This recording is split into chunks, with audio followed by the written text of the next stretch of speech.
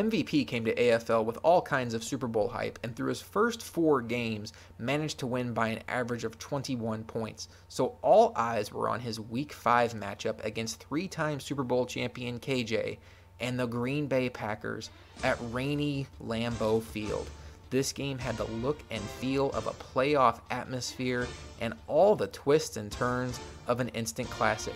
The opening kickoff, Dante Dye Jr. of the Bucs makes 3 Packers miss and takes it all the way down to the Packers' 30-yard line, setting up Jameis Winston and the Buccaneers offense with outstanding field position.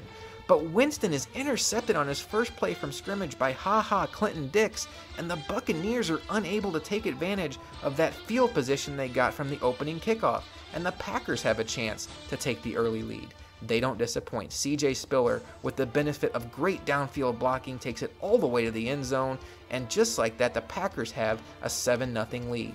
It's now 7-7 with 2 minutes to go in the first quarter when Rodgers is intercepted by Marquise Flowers of the Bucs, and the Bucs get their second drive start of the quarter in Packer territory.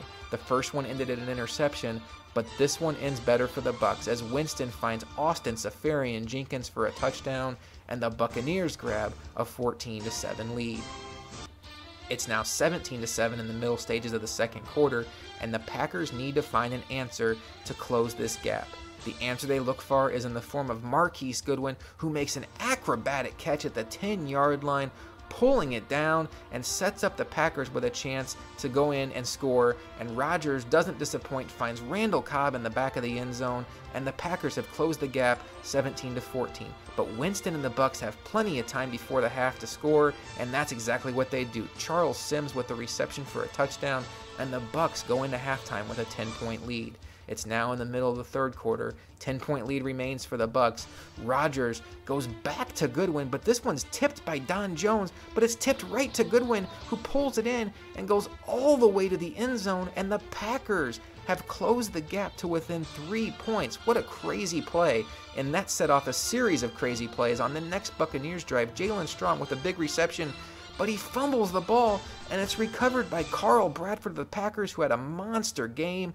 The Packers kill the Buccaneers drive, but they're unable to do anything with the ball, and then now we're going to pick it up in the fourth quarter. Buccaneers with a chance to move the chains, unable to do it. Winston with a terrible throw, had Jenkins wide open, couldn't hit him, and now the Packers have a chance with 4 minutes left, down by 3, to take the lead, and that's exactly what they do as Randall Cobb over the middle of the field takes it all the way to the end zone, and with 4 minutes left, the Packers have grabbed a 3-point lead.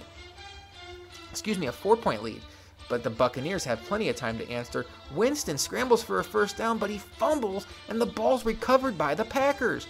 So the Buccaneers turn the ball over, but they force the Packers to punt, and now it's the last stand for the Bucs. 4th and 3, 1 minute to go. The Buccaneers have to convert to keep this game alive. Winston finds Sims over the middle, but he drops the ball, and the Buccaneers have blown their last opportunity. Or so we thought. The Packers, who only need to run out the clock at this point, decide to throw, and Rodgers is intercepted by Don Jones, who makes Rodgers miss and returns it all the way to the end zone for a touchdown with a minute left.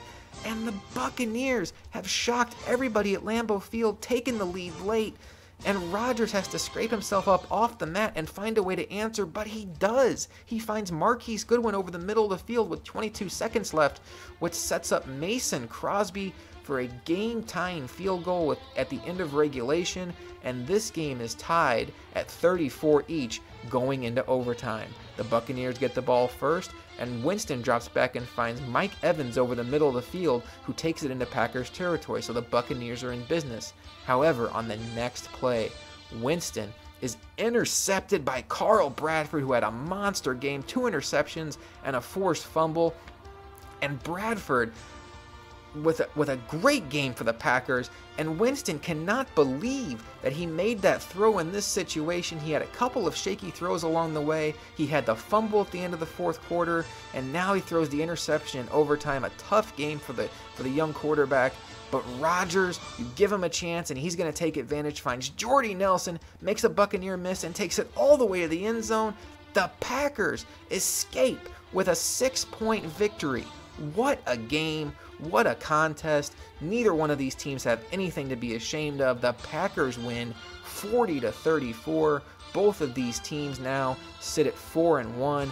Just an absolute slugfest between two heavyweight contenders, but the Packers come out on top on a crazy, crazy game at Lambeau Field.